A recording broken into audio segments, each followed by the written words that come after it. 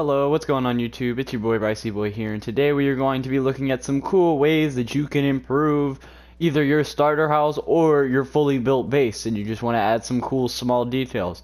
So, starting off, we have some variety of blocks and details. So, taking stone brick walls and adding mossy cobblestone and some staircases to make it look a little bit more broken down or more textured. This can also be used in normal stone or just regular stone and some andesite and stuff.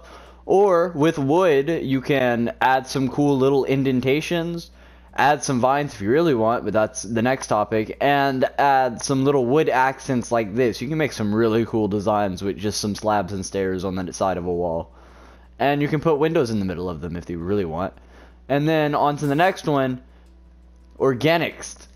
So adding shrubbery is really useful to a building, especially a really simple building. If you want to make it look run down or if you want to add some life to it. It just adds a little bit of greenery. It's not that hard, just slapping some bushes down, throwing like 2 vines down, maybe some bamboo in a random corner, some trees surrounding. It really just adds to the exterior of the house and makes the outside of the house seem a lot more lively than just the house itself just feeling quite alone. If you only have a single house. Now, if you're building a village and you do this kind of thing, it won't look as right. And then another thing that you can do is adding workbench style areas, just like a random spot, making the house look if like you have a work in progress style of build and you want it to stay looking work in progress, you can add something like this, just like a little hideout area where like workers would be gathering stuff and having stuff, or just have it by the side of the house as like a little campsite looking thing, or like just like a random storage area, or like by a shack. Like this is where the dude's living now because the shack's completely destroyed. Just a cool little thing to add to like an environment. Or this is really good for an interior to make like a cluttered space filled with just random stuff. Like a nice workshop would look something like this, just with a bunch of random stuff everywhere. Maybe not the campfire. Maybe the campfire would be burnt out and just kind of there. And then another cool thing you can do is making your windows look broken down by adding iron bars, or just removing bits of the window and adding some cool window frames with like some trapdoors and stuff. Also, another cool thing that I did with this entire wall, if you haven't noticed, I put some little fence gates up the side as so, and some slabs and stuff to kind of make the pillars look more like they're meant to be there and make them look more supported like that. I think it looks great. So, with that said, let's get into the thumbnail of the video, and what I'm going to do is I'm going to do a little time lapse of me just decorating this little house right here. So, let's get right into that.